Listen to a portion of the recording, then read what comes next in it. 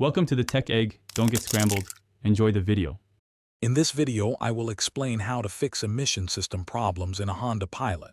First, ensure your gas cap is securely tightened. A loose cap is a very common cause of emission warnings. Next, utilize an OBD-ROMAN2 scanner to retrieve all diagnostic trouble codes from your vehicle's computer. It is crucial to record these codes accurately, as they will pinpoint the specific issue, guiding your repair efforts effectively. Once you have your diagnostic trouble codes, you can identify common culprits.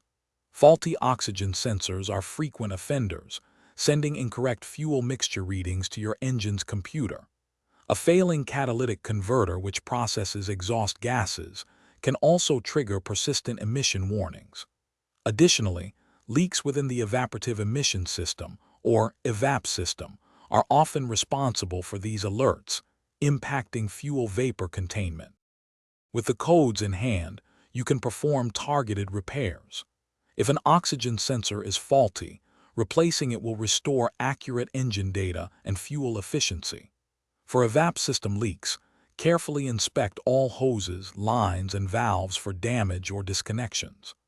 A catalytic converter replacement should only be considered if diagnostic tests confirm it is truly defective, as this is a more significant repair. After completing your repairs, it is essential to clear all diagnostic trouble codes using your OBD-ROMAN2 scanner.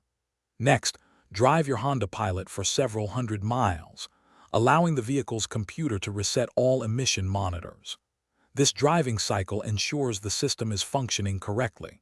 Finally, consistent, regular maintenance, including timely oil changes and filter replacements, is key to preventing future emission system problems.